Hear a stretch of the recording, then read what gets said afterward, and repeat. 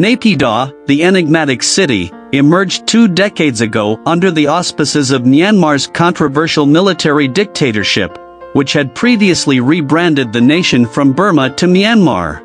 This militaristic rule had a violent and deeply unpopular inception in the 1960s, stemming from a military coup.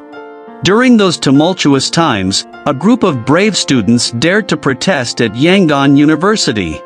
The regime's response was brutal, deploying a battalion of soldiers whose actions resulted in a grim toll, with hundreds of students losing their lives. Naypyidaw's construction, shrouded in military secrecy, commenced sometime around 2002. 3 years later, this sprawling city was unveiled, along with its name, Naypyidaw, which roughly translates to Home of Kings. Astonishingly, this construction endeavor commanded a colossal budget of $4 billion, an unexpected allocation for a nation with a GDP of less than $10 billion at the time. This extravagant expenditure raises questions about whether there were better ways to allocate these funds, especially in the face of poverty and lack of access to education and healthcare in certain regions of Myanmar.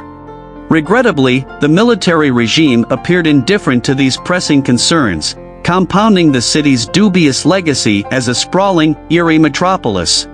Before Naypyidaw, Yangon, Myanmar's former capital, was a coastal city teeming with over 7 million residents. This city had held the status of national capital since Myanmar's time under the British Empire in 1852.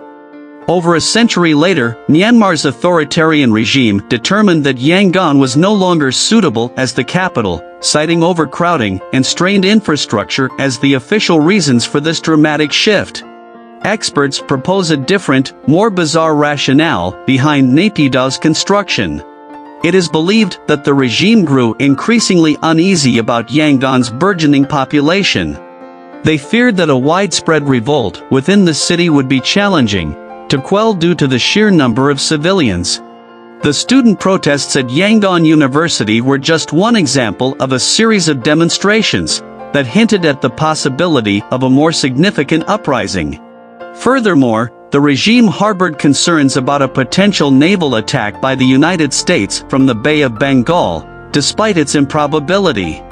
The U.S. government's continued use of Burma instead of Myanmar in official documents and past interventions in Southeast Asia, particularly in Vietnam, fueled these anxieties. Thus, the military dictatorship decided to relocate the capital to an inland, more defensible region, situated between the Bago Yoma and Shan Yoma mountain ranges, forming natural protective barriers. Within Naypyidaw, they established a heavily fortified government complex with fences, soldiers, and even some form of river or moat. There are also speculations about secret underground tunnels. Some even suggest that the city's vast, 20-lane highways could be covert military runways for swift mobilization in response to potential protests. The theories do not end there. Naypyidaw's labyrinthine layout may be deliberately confusing to hinder protesters' navigation, while the immaculate streets could deter the construction of barricades. Even the highway connecting Yangon and Naypyidaw might be construed as a strategic military measure. All these elements combined paint a picture of Naypyidaw not as a typical city but as an extensive military fortress. It's essential to underline that none of these conjectures have been officially confirmed by Myanmar's military dictatorship. The official explanation revolves around administrative reasons and a desire to escape the congestion of Yangon streets.